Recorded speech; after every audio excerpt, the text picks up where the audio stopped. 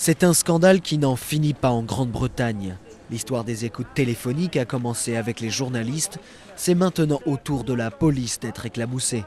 Deux de ses plus hauts gradés ont démissionné ces dernières 24 heures, dont Sir Paul Stevenson, le patron de Scotland Yard, et son adjoint John Yates.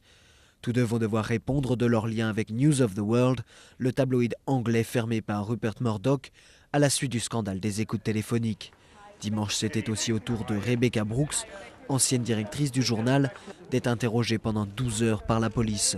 Quelques jours après Andy Coulson, l'ancien porte-parole de David Cameron, le Premier ministre britannique. En visite en Afrique du Sud, Cameron a dû écourter son séjour pour rentrer précipitamment ce mardi à Londres. Il a promis une session extraordinaire du Parlement mercredi. Ses liens avec son ancien porte-parole sont plus que jamais au cœur du débat. Pour ce qui est d'Andy Coulson, personne n'a soutenu le fait que son travail au gouvernement ait pu être inapproprié ou mal fait. Il a fait du bon travail avec le gouvernement et puis il est parti. Je dois dire que c'est très différent de la situation à la police, où le problème serait que l'enquête n'ait pas été tenue correctement. L'opposition réclame des excuses du Premier ministre. Pour certains experts, il pourrait s'en tirer avec une nouvelle loi sur la presse.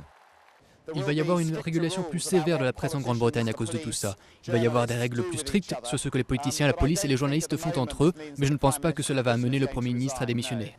Rupert Murdoch, directeur du groupe qui détenait News of the World, s'est quant à lui excusé devant les caméras et dans la presse.